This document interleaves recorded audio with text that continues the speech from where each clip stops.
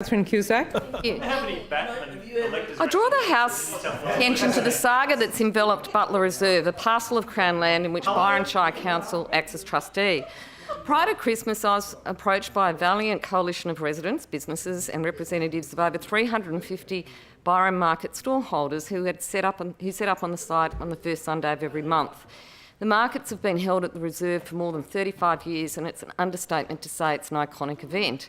These are small businesses working hard to sell their products and a true enhancement to the spirit and enterprise values of Byron. The issue concerned the development of a Transport New South Wales bus interchange, which was promised by the government at the last election.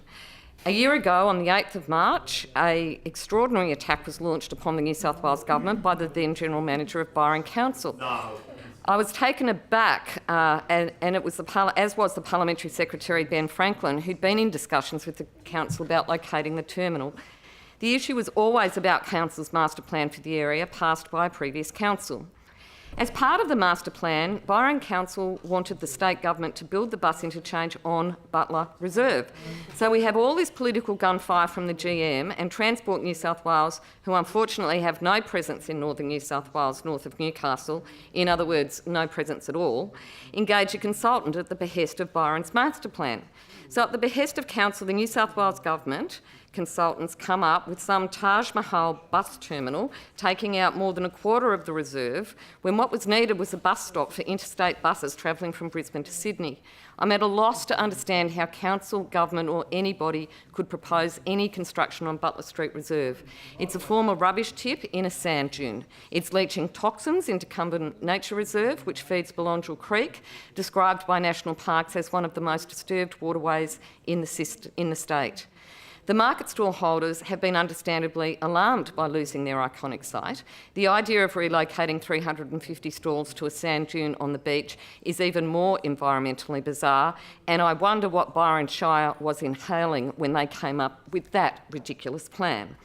After a monumental waste of taxpayer and ratepayer money, another consultant was engaged who told them what I could have said for free, that you cannot build anything on Butler Reserve.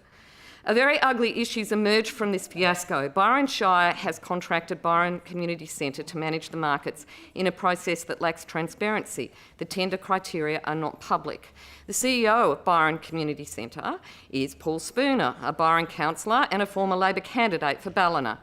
Their president is Mr Spooner's friend, Jason Arthurton, who was the owner and CEO of Wicked Travel, which went belly up last year after selling its assets to Greyhound Buses. This meant the liquidators had no assets to refund holiday deposits or fund wages for hundreds of backpackers, most from overseas, because Greyhound Buses had policed the operations. The backpackers employed by Wicked did not have access to federal government employee benefits because they're not citizens. They could not renew their 457 visas because they had lost their jobs, and so they had to leave the country. Happy days for Jason Arthurton. So this is the man Labor's Paul Spooner has as president of Byron Community Centre, which has a very nice building in the centre of town, a pile of staff and provides almost no services. Its main source of income is managing Butler Street Reserve markets. What angers me is revenues from Butler Street Reserve should be expended on rehabilitating the drains polluting the Nature Reserve and Belongil Creek. But under this cute arrangement, the income is going into Paul Spooner's pocket. Paul Spooner has been bullying a representative of Rainbow Markets, Ian Brown, who opposed the plan to relocate the markets. In fact, Councillor Paul Spooner, wearing his hat as CEO of Byron Community Centre, has arbitrarily suspended Ian Brown from the markets with unspecified allegations of bullying. How ironic. Ian Brown sells sunscreens at the markets, and this is his income. Yes, he dissented from Paul Spooner's despotic administration, wearing his numerous hats as councillor and council licensee, trying to get rid of the markets.